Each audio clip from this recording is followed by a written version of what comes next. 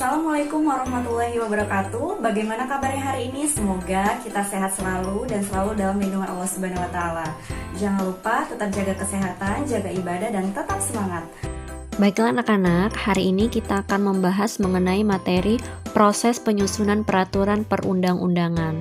Adapun tujuan pembelajaran kita pada hari ini adalah kalian mampu menjelaskan proses pembuatan peraturan perundang-undangan Indonesia berdasarkan Undang-Undang Dasar Negara Republik Indonesia tahun 1945.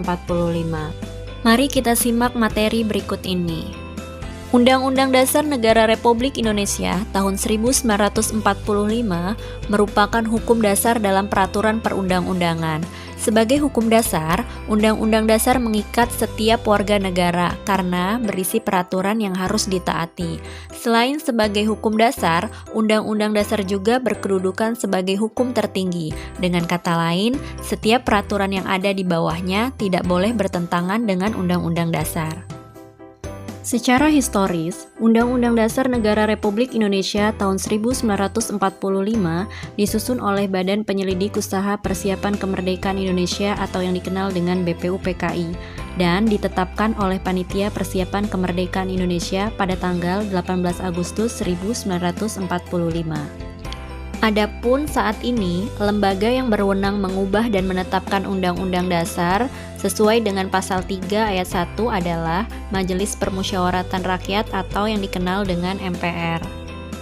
Tata cara perubahan Undang-Undang Dasar ditegaskan dalam pasal 37 Undang-Undang Dasar Negara Republik Indonesia tahun 1945.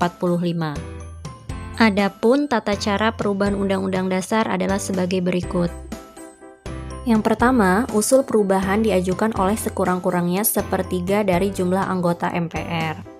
Selanjutnya, diajukan secara tertulis dan ditunjukkan dengan jelas bagian yang diusulkan untuk diubah beserta alasannya. Sidang MPR dihadiri oleh sekurang-kurangnya 2/3 dari jumlah anggota MPR.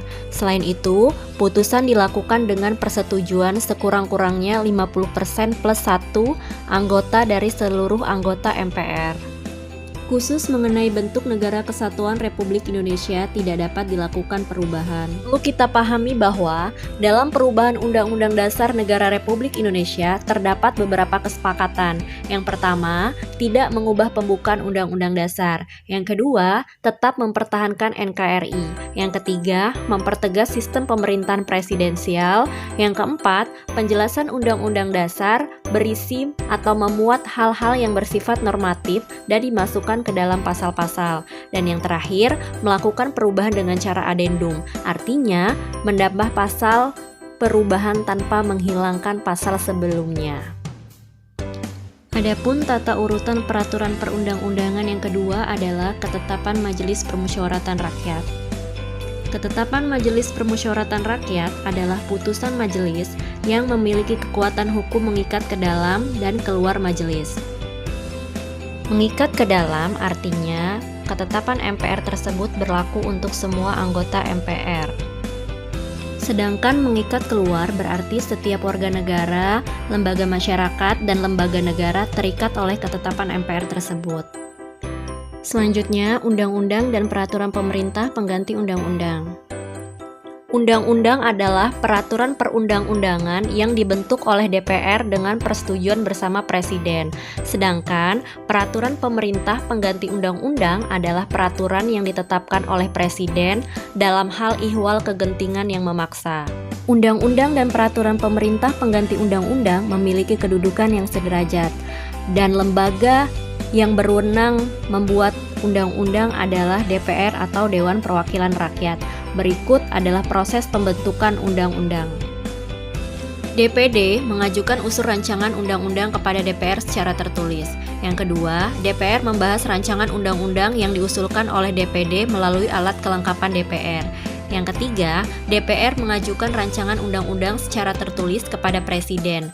Presiden menugasi menteri terkait untuk membahas rancangan undang-undang bersama DPR.